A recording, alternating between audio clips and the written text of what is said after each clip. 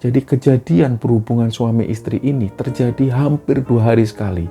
Dan hampir 2 hari sekali ketika Aris ini pingin bertemu dengan Nyi Roro Intan, si Nyi Roro Intan ini langsung datang. Jadi sosok Nyi Roro Intan ini bawa 2 orang anak laki-laki langsung duduk di sampingnya Aris. Aris ini tanya, loh kamu kok bawa anak-anak ini anak siapa? Si Nyi Roro Intan ini bilang, ini anak-anak kita mas. Juga para mufasir yang lainnya menjelaskan bahwasanya wanita-wanita dari kalangan manusia tidak terbebas dari perlakuan dari laki-laki dari bangsa manusia disebabkan jin.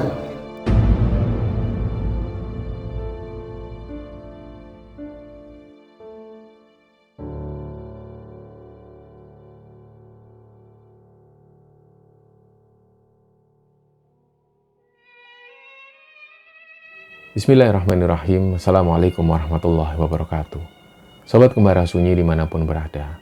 Pada kesempatan kali ini, kami akan menceritakan sebuah kisah yang dibagikan oleh Sobat Kembara yang bernama Aris yang asalnya dari Jakarta.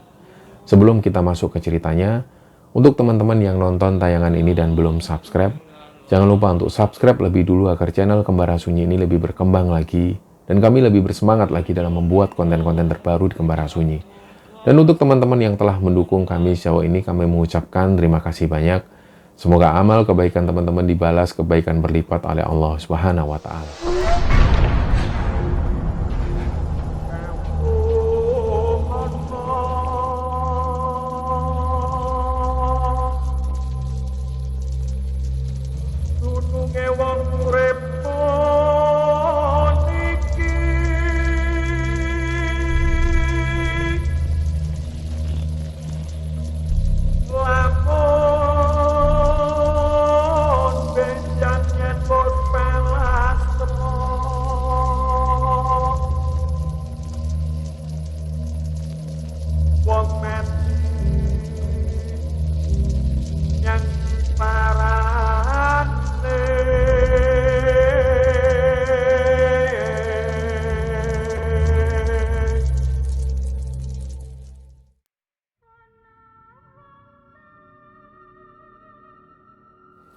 Ya, di episode kali ini kita akan bercerita tentang cerita yang dibagikan oleh Sobat Kembara yang bernama Aris yang asalnya dari Jakarta. Jadi mungkin teman-teman masih ingat beberapa waktu yang lalu, kami ini sempat mengupload atau sempat menceritakan sebuah cerita yang menceritakan tentang pernikahan antara jin dan manusia. Ternyata dari video ini Aris merespon. Aris juga nonton dan dia merespon. Akhirnya dia pun mengirim cerita. Ternyata Aris ini juga mengalami hal yang sama. Dia pernah berhubungan dengan jin perempuan. Bahkan dari hubungannya ini, Aris dan si sosok jin ini menghasilkan 2 orang anak. Dan hubungan ini terjadi sekitar 12 tahun. Sampai pada akhirnya hari ini pun Aris ini masih menjalani terapi-terapi khusus, pengobatan-pengobatan ruqyah secara syar'i, supaya dirinya ini bisa terhindar dari sosok jin tersebut. Jadi kita mulai ceritanya di awal-awal itu yang Aris ingat pada masa-masa SD. Aris ini sebenarnya aslinya dari Cilacap. Dan di masa-masa SD itu, dia dan kedua orang tuanya pindah ke Jakarta karena kedua orang tua Aris ini punya usaha. Mereka berdua, orang tua Aris ini punya toko di Tanah Abang. Dari situlah kemudian Aris menjalani kehidupan sehari-harinya di Jakarta. Dia sekolah di Jakarta. Ternyata hal itu berlangsung sampai sekitar Aris duduk di bangku SMA. Ternyata waktu itu usaha orang tuanya ini bangkrut. Dan akhirnya menyebabkan kedua orang tua Aris harus pulang kembali ke Cilacap. Nah, pada masa-masa itu, ketika Aris duduk di bangku SMA, dia ini punya sahabat dekat yang namanya Budi. Budi ini asli Jakarta. Jadi di sana selama Aris sekolah, dia duduk di bangku SMA itu, dia dekat sekali dengan Budi dan juga dengan kedua orang tuanya Budi. Jadi Aris juga sering nginep di rumahnya Budi. Jadi ketika tahu bahwa orang tuanya Aris ini mengalami kebangkrutan dan harus pulang ke Cilacap, langsunglah muncul inisiatif dari kedua orang tua Budi supaya Aris ini tinggal saja di rumahnya Budi. Nah, memang pada waktu itu ketika kedua orang tua Aris ini kembali ke Cilacap, kedua orang tuanya menginginkan supaya Aris tetap di Jakarta, melanjutkan sekolahnya, dan kalau bisa setelah lulus SMA, Aris harus melanjutkan kuliah, entah bagaimana caranya. Jadi memang kedua orang tua Aris di Cilacap itu masih punya beberapa petak sawah dan masih belum dijual waktu itu. Akhirnya ketika kedua orang tua Aris ini kembali ke Cilacap, Aris tinggal di rumahnya Budi. Jadi sehari-hari Aris ini menjalani aktivitasnya bersama Budi, berangkat sekolah bareng, pulang sekolah bareng, makan pun bareng, tidur di satu kamar. Dan sampai pada akhirnya Aris dan Budi ini menjadi semakin dekat layaknya saudara. Bahkan ibunya Budi sudah dianggap orang tuanya sendiri oleh Aris. Berjalannya waktu, ketika mereka ini lulus SMA, mereka akhirnya melanjutkan kuliah di kampus yang sama, tapi beda jurusan. Jadi akhirnya kedua orang tuanya Aris ini menjual beberapa sawahnya untuk biaya kuliahnya Aris, supaya Aris ini bisa segera lulus menjadi seorang sarjana dan kemudian melanjutkan menjadi pekerja kantoran. Itu harapan orang tuanya Aris. Jadi akhirnya hal ini pun dijalani. Selama Aris kuliah di Jakarta, Aris masih tinggal di rumahnya Budi. Meskipun pada waktu itu Aris setiap bulan selalu dikirimi uang oleh orang tuanya dari Cilacap, ternyata orang tuanya Budi ini nggak mau dikasih uang sama Aris. Jadi apapun kebutuhan yang ada di sana, untuk makan, biaya cuci baju dan lain sebagainya, ditanggung oleh orang tuanya Budi. Di sekitaran tahun 2008, mereka akhirnya lulus kuliah. Setelah lulus kuliah inilah Aris langsung cari-cari pekerjaan. Dan gak lama setelah itu dia diterima di sebuah perusahaan swasta yang ada di Jakarta. Aris pun mulai bekerja. Sementara Budi waktu itu belum dapat pekerjaan. Nah, ketika Aris sudah mendapat pekerjaan, dia pun izin ke kedua orang tuanya Budi bahwa Aris sendiri pengen ngekos. Dia nggak pengen lama-lama tinggal di rumahnya Budi karena juga merasa nggak nyaman, nggak enak. Karena hampir lebih dari 5 tahun lamanya Aris ini tinggal di rumah Budi. Jadi waktu itu Aris pun izin ke kedua orang tua Budi, si Aris ini pengen ngekos. Dari situlah dengan keberatan, akhirnya mau nggak mau ya kedua orang tuanya Budi melepaskan Aris. Aris pun akhirnya ngekos nggak jauh dari tempat kerjanya. Nah, sekitar 2 bulan kerja di tempat kerjanya itu, Aris ini kenal satu orang cewek. Dia kita sebut namanya Tina. Dari situlah entah kenapa Aris itu tiba-tiba langsung jatuh cinta. Dia langsung mengungkapkan perasaannya ke Tina, dan dari situlah mereka pacaran. Dan singkat cerita, Aris dan Tina ini pacaran sekitar 3 bulanan. Dan selama 3 bulan itu, ketika Aris menjemput Tina, misalnya ketika mereka mau keluar menuju ke tempat bioskop atau ke mall, Aris ini selalu menjemput Tina di rumah omnya.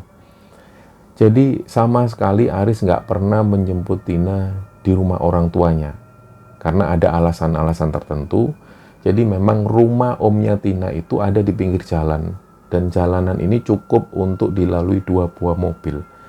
Sementara rumah orang tua Tina ini harus masuk gang lagi. Dan gang ini sempit, hanya cukup untuk 1 motor. Itu pun motor harus dituntun. Nah, inilah alasannya kenapa Tina nggak mau dijemput di rumahnya. Dia lebih nyaman dijemput di rumah omnya. Jadi selama 3 bulan Aris pacaran dengan Tina itu, Aris ini selalu menjemput ke rumah omnya Tina. Jadi interaksinya Aris lebih sering dengan om dan juga tantenya Tina. Ya hanya beberapa kali lah Aris ini pernah ketemu dengan kedua orang tua Tina, tapi itu pun nggak terlalu sering. Nah, setelah 3 bulan mereka pacaran, Tina ini ngajak Aris untuk ngobrol serius. Disinilah Tina mengungkapkan bahwa kedua orang tua Tina ini menginginkan supaya hubungan mereka ini dibawa ke jenjang yang lebih serius. Tina itu pingin segera dilamar oleh Aris dan segera pingin dinikahi. Dari situlah Aris ini sempat mengungkapkan keberatannya waktu itu. Karena belum ada niatan dari Aris untuk menikah. Tapi karena setiap kali ketemu Tina selalu membicarakan hal ini. Akhirnya dari sinilah Aris menghubungi orang tuanya yang ada di Cilacap. Dia ceritakan semua bahwa dia menjalin hubungan dengan perempuan yang bernama Tina dan Tina ini minta untuk segera dinikahi. Ya, orang tua Aris yang ada di Cilacap itu mengungkapkan rasa senangnya. Karena bagaimanapun juga kedua orang kakak Aris ini sudah menikah semua, sudah berumah tangga. Jadi hanya Aris satu-satunya yang belum menikah. Ya sudah, kalau memang seperti itu, kapan kami ke sana, kata orang tuanya Aris. Kapan kita ngelamar, supaya ini nggak berlangsung lama-lama. Toh juga pacaran lama-lama juga nggak baik.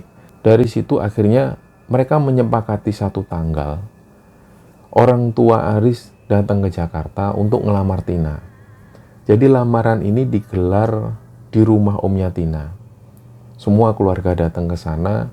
Jadi Aris ini sama sekali belum pernah tahu rumahnya Tina yang ada di dalam gang itu. Setelah pesta lamaran ini digelar, mereka pun menentukan tanggal pernikahan. Nah, disinilah ada satu hal yang menurut Aris itu aneh. Karena orang tua Tina, terutama ayahnya Tina itu, dia minta tanggal, dan ternyata tanggal ini tepat di hari Rabu. Dan ayahnya Tina itu meminta supaya pernikahan ini digelar malam hari. Nah, hal inilah yang membuat Aris dan juga keluarga ini agak merasa aneh. Karena di situ ayahnya Tina meminta supaya akad nikah ini digelar di malam hari, di jam 9 malam. Nah, sepengetahuan Aris, akad nikah itu selalu dilangsungkan di pagi hari, entah jam 7 atau jam 8 pagi, atau paling enggak di sore hari. Tapi ini kenapa kok ayahnya Tina meminta supaya akad nikahnya digelar di jam 9 malam? Dan itu pun jatuh di hari Rabu. Kenapa enggak hari Sabtu atau Minggu? Nah, hal inilah yang menurut Aris dan juga keluarga ini aneh. Dan pada waktu itu Budi ini juga hadir. Keluarganya Budi juga hadir di acara lamaran tersebut. Jadi ketika ayahnya Tina mengumumkan tanggal pernikahannya, mereka awalnya keberatan. Tapi karena keluarga Aris ini juga keluarga yang nggak terlalu ribet urusan-urusan semacam itu, ya sudahlah, kalau memang maunya seperti itu, ya sudah. Nah, singkat cerita, digelarlah pesta pernikahan ini dan hari Rabu jam 9 malam digelarlah sebuah akad nikah ini. Aris dan Tina akhirnya menikah, dan setelah menikah, malam pertama itu Aris dan Tina masih tinggal di rumah omnya. Barulah sekitar 4 hari kemudian, Aris dan Tina pindah menuju ke rumah orang tuanya Tina. Nah, dari sinilah untuk pertama kalinya Aris tahu rumah keluarganya Tina. Jadi ternyata rumah orang tua Tina ini harus masuk gang sempit. Dan begitu tahu rumahnya, mohon maaf, yang ada di pandangan Aris waktu itu, rumah orang tua Tina ini seperti rumah yang nggak terawat. Lantainya itu seperti lantai yang sudah lama sekali nggak disapu dan nggak dipel. Jadi kalau kita masuk ke rumahnya Tina itu, mereka semua ini harus pakai sandal. Nggak bisa nggak pakai alas kaki, karena benar-benar kotor. Dan begitu Aris masuk, dia ngelihat ruang tamu, ada sepeda motor yang dimasukkan di sana, dan di atap-atap itu banyak sekali sarang laba-laba. Dan barang-barang itu serba berantakan. Nah, mereka ini tinggal di lantai 2. Akhirnya Aris dan Tina pun masuk ke dalam, mereka menaiki tangga. Dan sepanjang Aris menaiki tangga, di samping-samping tangga itu ada barang-barang yang berserakan. Ada kaleng, ada kardus-kardus bekas yang nggak tahu ini isinya apa. Jadi Aris itu harus jalan pelan-pelan supaya nggak mengenai barang-barang yang ada di tangga itu. Setelah mereka naik ke lantai 2, mereka memasuki satu kamar dan kondisi kamar ini juga berantakan, seperti nggak terawat. Waktu itu Aris ini bahkan sempat mencium bau bangkai. Nggak tahu apakah ini bangkai tikus atau bangkai binatang apa. Yang jelas bangkai ini tercium sangat kuat sekali. Si Aris ini akhirnya ngomong ke Tina, "Loh Tin, ini bau apa? Kok kayak ada tikus mati?" Oh enggak kok, itu memang sudah lama. Kita kalau nyari bangkai tikus itu di mana kita nggak tahu, memang seperti itu. Dan ini sudah terjadi hampir 4 bulan. Nah Aris ini bingung kok bisa betah tinggal di sini dengan bau bangkai yang seperti ini. Nah malam itu mau nggak mau Aris harus tidur di rumah orang tuanya Tina. Karena mereka tinggal di sana. Jadi malam pertama itu dihabiskan Aris, dia sendiri nggak bisa tidur. Malam itu dia cuma tengok kanan kiri sementara Aris ngelihat istrinya itu. Si istrinya ini sudah tertidur lelap. Barulah waktu itu sekitar jam 2 dini hari, dia pun memaksakan untuk tidur. Karena keesokan harinya dia harus kerja. Nah pagi itu, Aris berangkat menuju ke tempat kerja. Nah jadi setelah Aris ini menikah, Aris dan Tina ini nggak lagi satu perusahaan. Jadi Aris yang resign dari pekerjaannya itu, dia cari pekerjaan lain. Nah ketika ada di tempat kerja, Aris mulai cerita dengan Budi. Jadi siang itu ketika makan siang, Aris ngajak Budi ketemuan. Mereka akhirnya nongkrong di sebuah tempat makan. Disinilah Aris cerita semua. Diceritakan kondisi rumah orang tua Tina itu seperti itu. Kok bisa tinggal di sana? Nah Budi sendiri mendengar cerita dari Aris itu juga merasa heran. Kok bisa ya Aris? Mereka itu tinggal di tempat itu. Jadi memang benar-benar cerita Aris ini apa adanya. Keadaan di rumah orang tua Tina itu memang benar-benar berantakan. Bahkan lantainya itu seperti lantai yang nggak disapu dan nggak dipel bertahun-tahun lamanya. Jadi nggak bisa kalau orang masuk di rumah itu tanpa menggunakan alas kaki. Pasti kakinya ini kotor. Jadi mereka harus menggunakan alas kaki. Nah setelah menceritakan hal ini ke Budi, Aris pun melanjutkan pekerjaannya. Sore itu dia pulang. Nah, karena istrinya ini masuk shift siang, dan biasanya ketika masuk shift siang itu pulangnya malam hari. Nah, sebelum Aris ini naik ke kamar, si Aris ini dipanggil sama ayahnya Tina. Riz, sini bapak mau ngomong. Oh ya pak, ada apa ya pak? Nah, si ayahnya Tina ini ngomong, kamu itu kalau mau tidur, itu usahakan tidurmu jangan sore-sore. Di atas jam 12. Di sini ini kebiasaan seperti itu. Nah, Aris jadi berpikir, kalau memang kebiasaan di sini ini tidurnya malam-malam di atas jam 12, kemarin Aris sendiri ngelihat istrinya itu tidur di bawah jam 10 malam. Nah, ini yang jadi pertanyaan. Oh iya Pak, akhirnya Aris ini mengiyakan karena dia nggak mau terlalu ribet urusannya. Aris mengiyakan. Oh ya sudah Pak, nanti ini saya tidur di atas jam 12 malam. Nah yang ada di pikiran Aris, kalaupun Aris ini tidur di jam 9 atau jam 10 malam, mana mungkin sih orang tuanya Tina ini tahu. Toh Aris juga ada di dalam kamar. Nah akhirnya dia pun naik ke kamar sambil nunggu istrinya pulang. Nah sekitar jam 10 malam si Tina ini pulang. Dia naik dan Aris ngomong, Tin, kok aku disuruh tidur di atas jam 12 malam sama bapak? Memangnya kenapa? Ah udahlah, diabaikan aja omongannya bapak. Bapak memang suka seperti itu. Aku sendiri ini juga disuruh tidur di atas jam 12 malam. Tapi aku nggak pernah nuruti. Udahlah kamu nggak usah terlalu banyak pikirin kata-katanya bapak. Pokoknya kalau bapak ngomong apapun nggak sesuai sama hati nuranimu, sudah kamu abaikan. Ya malam itu akhirnya jam 10 malam Aris ini sudah merasakan ngantuk yang luar biasa. Dia pun tidur. Ternyata jam 11 malam ada yang gedor-gedor pintu. Dok, dok, dok, dok. Riz, bangun Riz. Riz. Ternyata bapaknya Tina ini yang ngedor-ngedor pintu kamar. Dia dibuka dan kondisi Aris ini baru bangun tidur. Si bapaknya Tina ini langsung bilang, kan bapak sudah bilang, kamu jangan tidur di bawah jam 12 malam. Kok kamu nggak nurut? Kalau kamu nggak nurut, sudah kamu jangan tinggal di sini. Nah, disitulah pertama kalinya Aris ini merasa tersinggung. Kok ngomongnya seperti ini, padahal ini urusan sepele. Nah, waktu itu Aris cuma menjawab, ya Pak, mohon maaf Pak, tadi saya ketiduran. Sudahlah, pokoknya kalau kamu di sini, kamu nurut aturan yang ada di sini. Oh iya Pak. Nah, setelah nutup pintu, Aris ini jadi berpikir, kok kayak gini orang tuanya. Padahal urusan-urusan sepele semacam ini. Nah, beberapa hari setelah itu, seperti biasa Aris datang ke rumah, dan waktu itu kedua orang tua Tina ini nggak ada di rumah. Jadi Aris langsung naik menuju ke kamarnya, sedangkan istrinya ini belum pulang. Si Aris tahu bahwa hari itu adalah akhir bulan. biasanya perusahaan ini memberlakukan lembur dan karyawan pulang larut malam, kadang-kadang sampai jam 12 malam. Aris tahu tentang hal itu. Jadi sekitar jam 8 malam, Tina ini mengabarkan ke Aris bahwa nanti malam dia akan pulang agak larut.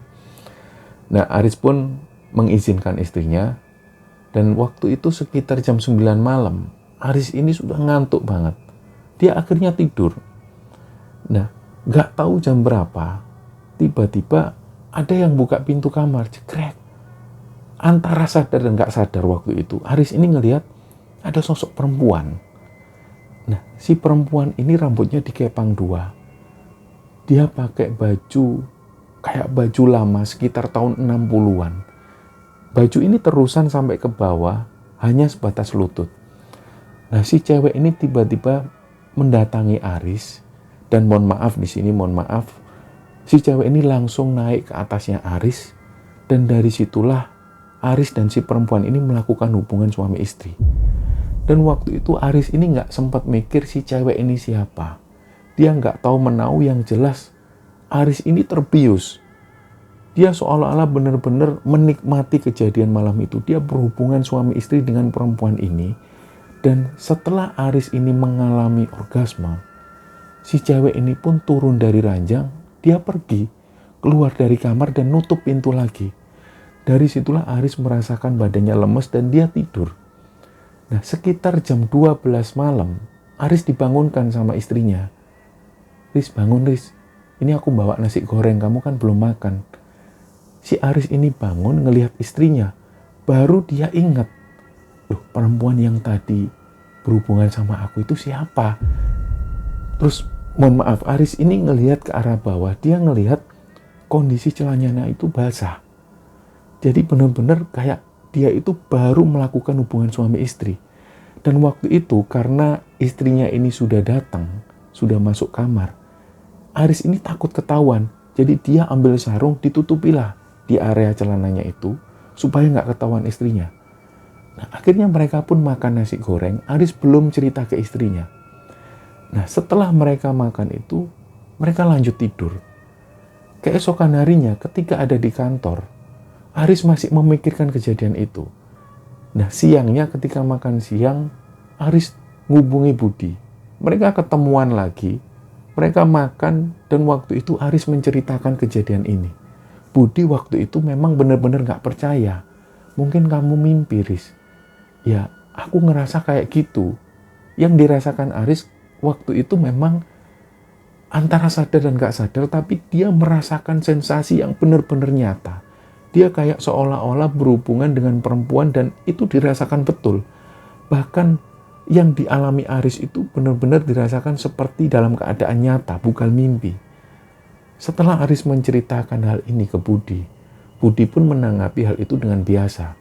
Karena awalnya memang Budi nggak percaya dengan kejadian itu. Nah, beberapa hari kemudian, dalam tidurnya Aris ini mimpi ketemu sosok perempuan ini. Dia masih sama. Si perempuan ini rambutnya dikepang 2 dan dia pakai baju yang sama terusan sampai sebatas lutut. Si perempuan ini mendatangi Aris dan langsung duduk persis di sebelahnya Aris.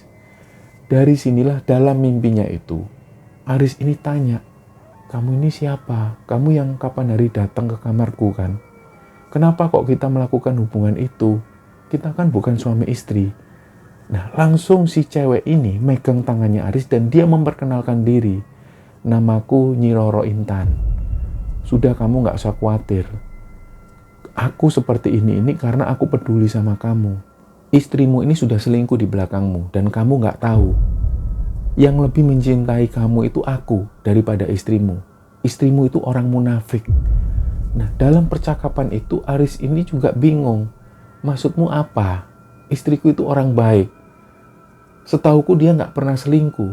Dalam pernikahan kami ini, dia baik-baik aja dan nggak pernah menyembunyikan apapun. Si sosok ini yang bernama Nyi Roro Intan ini ngelirik ke arah Aris dan lirikan matanya itu tajam.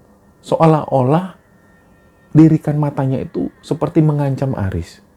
Dan dia ngomong sekali lagi, sudahlah, suatu saat kamu akan percaya aku dibanding kamu percaya istrimu. Setelah itu sosok ini pun pergi. Nah, sekitar jam 6 pagi Aris ini kebangun dan sudah ada istrinya di sampingnya. Waktu itu dipikirkan betul apa yang dikatakan sosok yang bernama Nyi Roro Intan ini. Waktu itu diingat-ingat betul oleh Aris bahwa sosok ini berkata istrinya ini sudah selingkuh. Nah, Aris sendiri juga agak nggak percaya karena selama pernikahannya itu si istrinya ini juga baik-baik saja, nggak pernah menyembunyikan apapun dan nggak ada gelagat-gelagat yang aneh. Nah, singkat cerita, sekitar 7 bulan Aris tinggal di rumah orang tuanya Tina. Akhirnya waktu itu Aris dapat kabar dari orang tuanya yang ada di Cilacap bahwa ternyata beberapa waktu yang lalu orang tuanya Aris ini menjual beberapa petak sawah lagi, dan orang tuanya Aris ini minta supaya Aris bisa DP rumah di Jakarta. Singkat cerita, akhirnya Aris pun membeli sebuah rumah. Dia DP rumah dan beberapa bulan kemudian rumah ini pun ditempati. Nah, sebelum Aris dan istrinya ini pindah rumah, orang tua Tina ini minta kepada Aris supaya mereka melakukan semacam ritual-ritual tertentu sebelum memasuki rumah barunya. Nah, Aris ini diminta supaya membawa ayam ingkung dan juga beberapa sajen-sajen tertentu dibawa pada waktu tepat jam 12 malam. Dan si Aris ini harus bawa bantal dan guling, dia harus tinggal di sana sendirian sebelum bersama istrinya. Nah, waktu itu Aris juga berpikir ini hal aneh apa lagi yang disuruh oleh orang tuanya Tina.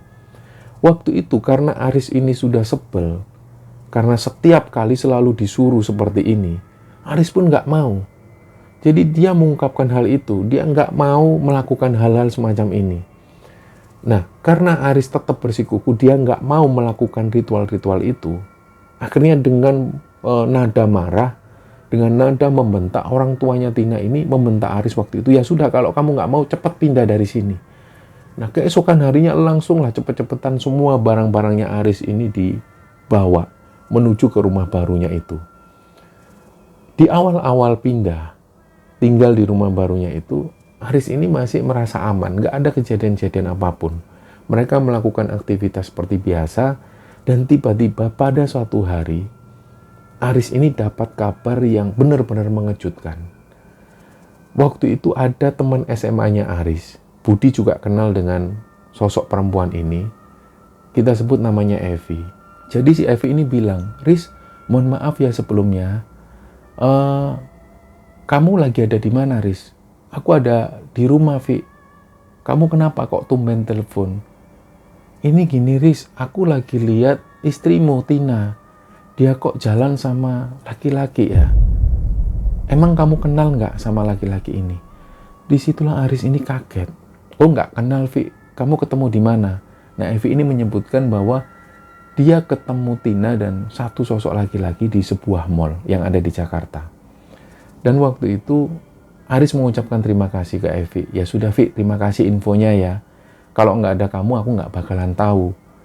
Nah, dari situlah ketika malam hari, ketika Tina ini pulang, langsunglah Aris ngomong tentang hal ini. Dan posisi waktu itu ada di rumah baru. Ketika Tina ini datang, si Aris langsung mengungkapkan hal tersebut. Sudah, Tin, kamu jujur aja. Sebelum aku buka borok-borokmu, kamu cerita dulu. Kamu habis dari mana? Kamu jalan sama laki-laki ini sudah berapa lama? Nah, si Tina itu sudah dengan gelagat yang kebingungan. Enggak kok, kamu kata siapa? Sudahlah, kamu jujur atau aku bongkar semua. Ternyata pada waktu itu, si Tina ini membongkar semuanya. Enggak hanya pada waktu ketika dia jalan dengan laki-laki di mall. Ternyata Tina ini cerita semua tentang hubungannya dengan laki-laki lain. Dia ceritakan dari awal bahwa ternyata hubungan Tina dan Aris ini adalah kehendak dari orang tuanya Tina, yang sebenarnya Tina sendiri juga nggak terlalu suka dengan Aris. Nah, kenapa orang tua Tina ini melakukan hal demikian? Karena sebenarnya dulu orang tua Tina ini, terutama bapaknya Tina itu, punya sebuah perjanjian dengan sosok jin yang ada di rumahnya. Jadi memang bapaknya Tina itu bisa dikatakan seorang paranormal. Dan dalam prakteknya itu, bapaknya Tina ini selalu membutuhkan bantuan jin. Dari sinilah timbul kesepakatan antara bapaknya Tina dengan sosok jin perempuan yang tinggal di rumah orang tuanya Tina itu. Dan termasuk beberapa di antaranya, rumah Tina yang berantakan, yang kotor dan bau bangkai, itu memang keinginan dari sosok jin penjaga yang ada di rumahnya Tina. Dan mereka sudah melakukan kesepakatan itu. Nah, ada permintaan dari sosok jin perempuan ini supaya dia ini ingin dicarikan sosok laki-laki sesuai dengan kemauan dari sosok jin perempuan tersebut.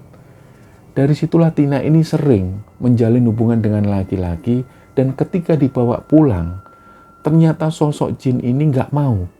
Dari situlah mereka gagal. Tina nggak jadi menikah. Dan satu-satunya laki-laki yang disukai oleh sosok jin tersebut adalah si Aris. Dari situlah pernikahan ini berjalan. Jadi 1 bulan setelah pernikahan antara Tina dan Aris ini, Tina itu kenal dengan laki-laki lain. Ada anak baru yang masuk di perusahaannya Tina waktu itu, dan Tina menyatakan suka. Waktu itu Tina mengaku bahwa dia belum menikah.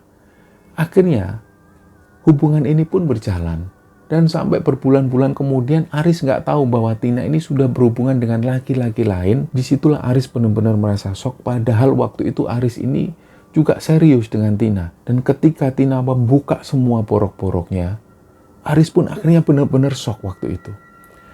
Dan setelah kejadian itu, Aris menceritakan hal ini pada orang tuanya yang ada di Cilacap. Orang tuanya Aris ini langsung ambil keputusan. Ya sudah nak, jangan terlalu lama. Kamu ceraikan perempuan yang seperti itu. Sudah nggak layak jadi istrimu. Akhirnya beberapa hari setelah itu, Aris pun ngurus perceraiannya. Dan sekitar 2 bulan setelah itu, istrinya ini pun diceraikan. Jadi istrinya kembali pulang ke rumah orang tuanya, sedangkan Aris tinggal sendirian di sana. Dan selama tinggal di sana, Aris ini sering mengalami kejadian-kejadian yang ganjil. Waktu itu nggak tahu kenapa, Aris ini tiba-tiba merasa kesepian. Dan tiba-tiba dia itu tertidur, tapi masih dalam keadaan sadar dan nggak sadar. Tiba-tiba datanglah sosok perempuan ini, sosok yang bernama Nyi Roro Intan ini datang. Dia masih dengan penampilan yang sama, dengan rambut dikepang 2. Dia datang langsung duduk bersama Aris, dan terjadilah lagi hubungan suami istri ini. Dan ternyata setelah kejadian itu, Aris ini merasakan sebuah kenikmatan yang gak bisa didapatkan dari istrinya. Dia itu merasakan kepuasan ketika berhubungan dengan Nyi Roro Intan ini. Jadi kejadian berhubungan suami istri ini terjadi hampir 2 hari sekali. Dan hampir 2 hari sekali ketika Aris ini pingin bertemu dengan Nyi Roro Intan, si Nyi Roro Intan ini langsung datang. Dan entah waktu itu Aris merasa dalam keadaan sadar atau nggak sadar, ataukah dalam keadaan mimpi. Yang jelas ketika Aris ini dalam batinnya pingin bertemu dengan Nyi Roro Intan, sosok Nyi Roro Intan ini akhirnya datang. Nah, hubungan ini pun berlangsung sampai hampir 6 bulan lamanya. Dan pada satu ketika, Nyi Roro Intan ini datang bersama 2 orang anak laki-laki yang usianya sekitar, jika dibandingkan dengan ukuran anak manusia, itu kira-kira umurnya sekitar 7 tahunan. Jadi sosok Nyi Roro Intan ini bawa 2 orang anak laki-laki, langsung duduk di sampingnya Aris. Aris ini tanya, loh kamu kok bawa anak-anak ini anak siapa? Si Nyi Roro Intan ini bilang, ini anak-anak kita mas. Loh, anak-anak kita gimana? Kapan kamu hamilnya? Ya, ini anak-anak kita. Ya beginilah kami berproses reproduksi. Ya mungkin yang nggak sama dengan duniamu, dunia manusia. Nah setelah mendengar ucapan dari Nyi Roro Intan itu, Aris ini juga bingung. Dia berpikir yang nggak masuk akal, bagaimana bisa dia mempunyai anak dari hasil hubungan dengan sosok yang bukan manusia. Jadi waktu itu Aris ini juga bingung. Tapi ternyata beberapa hari kemudian Nyi Roro Intan ini selalu datang bersama 2 orang anak laki-laki ini. Nah, yang membuat Aris ini benar-benar bingung dan benar-benar heran. Wajah 2 orang anak laki-laki ini memang benar mirip sekali dengan Aris. Wajahnya itu mengingatkan Aris pada masa kecilnya Aris. Memang wajahnya itu mirip. Jadi Aris ini kayak benar-benar gak bisa menolak pernyataan tersebut dan gak bisa menolak kenyataan ini. Bahwa hasil hubungannya dengan Nyi Roro Intan ini telah menghasilkan 2 orang anak. Jadi sehari-hari Aris itu selalu tidur larut malam. Dan kondisi di rumah Aris itu berantakan. Sarang laba-laba itu sudah banyak banget. Padahal rumah ini adalah rumah baru. Dan sampah-sampah yang ada di depan itu sudah lama sekali nggak dibuang. Kamar mandi itu pun juga dipenuhi lumut. Jadi yang jelas, kondisi Aris pada waktu itu benar-benar mengenaskan. Nah, 3 tahun kemudian, orang tuanya Aris yang dari Cilacap itu datang. Dan begitu tahu kondisi anaknya seperti ini, mereka juga benar-benar prihatin. Kok bisa anakku seperti ini? Nah, mungkin waktu itu yang ada di pikiran orang tuanya Aris, mungkin anak ini depresi karena sudah ditinggal oleh istrinya. Padahal mereka semua nggak tahu bahwasanya Aris ini sudah menjalin hubungan dengan jin yang bernama Nyi Roro Intan. Sejak kejadian itu, sejak hubungan Aris dan Nyi Roro Intan ini berlangsung, aktivitas yang dilakukan Aris ini benar-benar di luar normal. Jadi di sekitaran tahun 2015, Aris ini dikenalkan dengan seorang perempuan. Nah, perempuan ini dikenal oleh Budi. Harapan Budi waktu itu supaya Aris ini bisa keluar dari zona yang seperti itu. Perkenalan Aris dengan perempuan ini ternyata nggak membuahkan hasil. Setiap malam, perempuan yang menjalin hubungan dengan Aris ini selalu didatengin sosok yang menyeramkan. Dan si sosok ini mengaku bahwa namanya Nyi Roro Intan. Tapi si sosok Nyi Roro Intan ini datang dengan penampilan yang benar-benar menyeramkan. Rambutnya berantakan, wajahnya itu berlumuran darah. Jadi perempuan yang menjalin hubungan dengan Aris ini selalu diancam oleh sosok Nyi Roro Intan. Jadi benar-benar waktu itu mereka merasa terancam dan sampai pada akhirnya mereka takut menjalin hubungan dengan Aris. Pada akhirnya hubungan mereka dengan Aris ini pun gagal di tengah jalan. Beberapa bulan kemudian, orang tua Aris yang dari Cilacap itu mengenalkan Aris dengan sosok perempuan yang bernama Rani. Rani ini adalah gadis desa, dia asalnya dari Cilacap, dan orang tuanya Aris itu mengenal betul sosoknya Rani. Aris sendiri juga kenal dengan Rani, usia mereka terpaut sekitar 7 tahunan. Setelah Rani dikenalkan dengan Aris, mereka pacaran hampir sekitar 2 minggu. Ternyata Rani ini juga mengalami hal yang sama. Hampir setiap malam, Rani itu selalu didatengin sosok yang menyeramkan. Wajahnya berdarah-darah dan suaranya itu serak-serak. Dia selalu mengancam Rani supaya Rani ini nggak mendekati Aris. Disitulah Rani mengungkapkan hal ini ke kedua orang tuanya Aris, bahwa setiap malam dia selalu diancam sosok yang menyeramkan. Ketika mendapatkan cerita ini, orang tua Aris itu agak nggak percaya. Itu kira-kira siapa? Jangan-jangan ada yang mengguna-guna Aris. Nah, yang ada di pikiran mereka, ini pasti kelakuan mantan istrinya Aris. Jadi mereka semua ini berkesimpulan, karena mereka tahu orang tua Tina ini adalah seorang paranormal. Dan dengan mudahnya pasti orang tua Tina ini mengirim guna-guna ke Aris supaya Aris ini susah untuk menjalani pernikahannya yang baru. Singkat cerita, Aris ini sudah menjalin hubungan dengan Nyi Roro Intan ini sekitar 10 tahun. Aris ini dikenalkan lagi dengan seorang perempuan. Nah, perempuan ini namanya Norma. Norma ini adalah gadis yang baik. Dia seorang muslimah yang taat. Setiap kali waktunya dihabiskan dengan mengaji dan juga pergi ke masjid mendatangi pengajian-pengajian. Nah, ketika dekat dengan Aris, Norma ini selalu ngasih semangat ke Aris. Karena sebelumnya Norma sudah tahu cerita-cerita dari Budi dan juga dari orang tuanya Aris yang di Cilacap. Karena dari sisi itulah Norma itu merasa kasihan dengan Aris. Dan Norma yakin bahwa Aris ini memang terkena guna-guna. Selama Norma ini dekat dengan Aris, Norma selalu ngasih semangat ke Aris. Norma selalu ngasih nasihat supaya Aris ini menjalankan sholat 5 waktu. Nah, dari situlah Aris mulai menjalankan sholat 5 waktu. Yang hal ini belum pernah dilakukan Aris sebelumnya. Hampir 10 tahun lebih, Aris sudah nggak pernah sholat.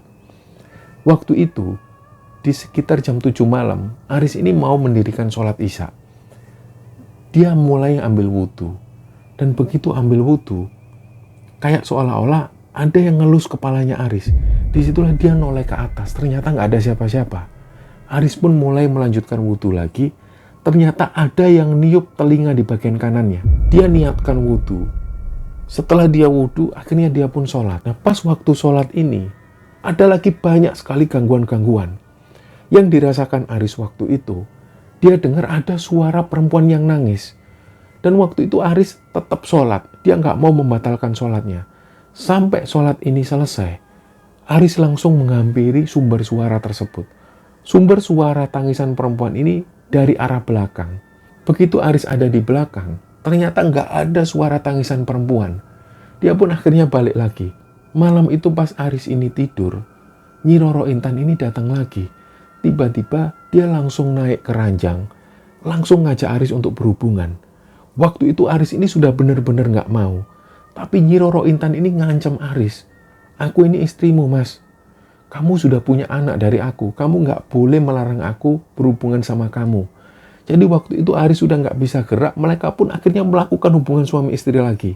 Nah, menginjak tahun 2021, hubungan antara Aris dan Norma ini masih terjalin. Tapi ternyata Norma sendiri juga mengaku bahwa dia sering diganggu sosok-sosok yang menyeramkan. Awalnya Norma ini masih melawan sosok-sosok tersebut. Dia sering membacakan ayat-ayat Quran pada sosok yang mendatangi Norma. Tapi lama-kelamaan, Norma ini juga merasa nggak kuat. Karena setiap kali Norma ini tidur, sosok ini hadir dalam mimpinya. Dan sosok ini selalu menyerang Norma. Dari situlah sampai pada satu titik, Norma menyatakan dia menyerah untuk menjalin hubungan dengan Aris. Dan waktu itu Norma sempat menyatakan sebuah hal kepada kedua orang tuanya Aris. Aris ini disuruh untuk melakukan pengobatan ruqyah syar'i. Karena Norma yakin bahwa Aris ini sudah disukai jin perempuan. Setelah mendengar pendapat dari Norma, akhirnya kedua orang tua Aris ini mulai melakukan pengobatan untuk si Aris. Aris ini mulai dibawa ke pengobatan ruqyah syar'i. Dari situlah ada seorang ustadz yang menyatakan bahwa memang benar Aris ini sudah disukai jin perempuan. Dan selama hampir lebih dari 10 tahun, Aris ini sudah menjalin hubungan dengan sosok jin perempuan dan sudah menghasilkan anak. Ketika Aris ini ditanya oleh orang tuanya, bener Riz apa yang dikatakan oleh ustadz ini? Aris itu nggak mau jawab. Jadi seolah-olah waktu itu Aris ini susah untuk menjawab. Ada keinginan besar dari Aris untuk menjawab pertanyaan tersebut. Dia pengen jujur, tapi waktu itu seolah mulutnya itu terkunci, jadi dia nggak bisa ngomong. Jadi sampai hari itu, Aris ini masih melakukan pengobatan ruqyah. Dan selama hari itu juga, Nyi Roro Intan ini masih sering datang. Jadi sekitar 2 mingguan, Aris menjalani terapi ruqyah ini. Pada akhirnya, Nyi Roro Intan itu benar-benar marah pada Aris. Dia mengancam Aris, kalau sampai Aris ini datang lagi ke seorang ustadz itu dan melakukan pengobatan ruqyah ini, Nyi Roro Intan gak segan-segan akan menyelakai Aris. Nah, waktu itu Aris ini sempat terancam dan dia mengungkapkan hal ini pada seorang ustadz tersebut. Si ustadz ini cuma bilang, sudah mas, kamu gak usah khawatir, kamu lawan. Amalan-amalan ini kamu lakukan terus, kamu jangan putus sholat, kamu terus lakukan zikir-zikir ini, dan sebelum kamu tidur, baca ayat-ayat Quran tersebut. Minimal kul 3 kali dan ayat kursi kamu baca terus, supaya sosok jin ini menjauhi kamu. Dia pergi dari kehidupanmu. Dan biar kamu ini segera move on. Kamu ini sudah terlalu parah. Nah, atas nasihat dari ustadz tersebut, akhirnya Aris pun nurut. Jadi dia melawan sosok Nyi Roro Intan ini. Karena dalam hati kecil Aris, dia sudah ingin lepas dari sosok Nyi Roro Intan. Dan hal ini ternyata dilakukan terus. Berbulan-bulan dilakukan terus. Tidak terasa sampai tahun 2022 kemarin, Aris akhirnya bisa benar-benar lepas dari sosok Nyi Roro Intan. Setelah kejadian itu, mulailah Aris sadar. Ternyata selama 10 tahun lebih, ketika Aris menjalin hubungan dengan Nyi Roro Intan ini, yang ada dalam pandangan matanya Aris, rumahnya Aris itu penuh bunga-bunga. Dan dia merasakan bau di rumahnya itu harum luar biasa. Padahal yang ada di pandangan orang-orang di sekitar Aris, rumah Aris ini benar-benar berantakan. Dan baunya itu benar-benar luar biasa. Ada bau-bau kencing, bau-bau bangkai, entah itu bau bangkai apa. Dan itu dirasakan oleh orang-orang yang ada di sekitar Aris. Tapi hal itu nggak dirasakan sama sekali oleh Aris. Nah, singkat cerita, Aris ini masih menjalani terapi-terapi ini. Dia masih menjalani terapi ruqyah itu. Dan Aris pun masih terus berusaha untuk sholat 5 waktu. Dia berusaha istiqomah menjalani itu, dan setiap malam menjelang tidur, dia selalu membaca kul 3 kali dan juga ayat kursi. Dan ada amalan-amalan tertentu yang dipesankan oleh si ustadz tersebut. Sebelum masuk ke rumah, dia harus membacakan salam. Entah di rumah ini ada orang atau enggak, dia harus mengucapkan salam. Dan ketika mau masuk ke kamar mandi, dia harus membacakan doa.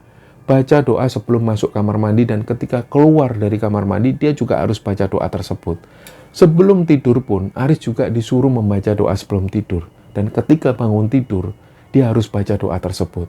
Dan ketika Aris ini mau buka baju dalam kamar, mau ganti baju ketika dalam posisi telanjang, dia juga diwajibkan untuk membaca doa. Supaya ketika ada jin perempuan yang menyukai Aris, dia tertolak dengan bacaan-bacaan doa yang dibacakan oleh Aris. Nah, pesan-pesan inilah yang masih dilakukan oleh Aris sampai hari ini. Dan di tahun 2023 ini, Aris menjalin hubungan dengan perempuan. Dan insya Allah, setelah Idul Adha di tahun ini, Aris akan melangsungkan pernikahannya.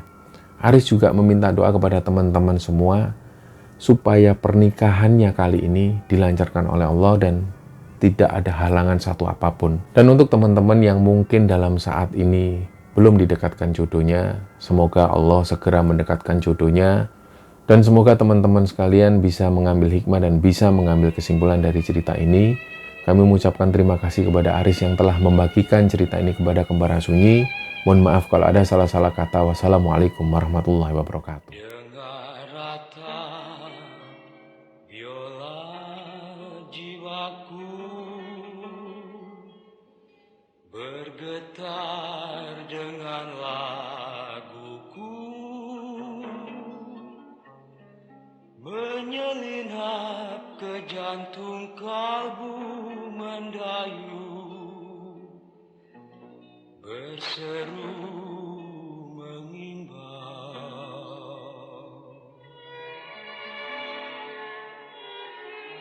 Wahai dengar keluhan sukma,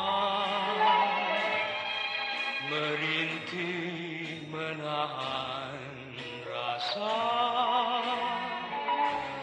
gelisah daku menanti penuh cemas, kan damai.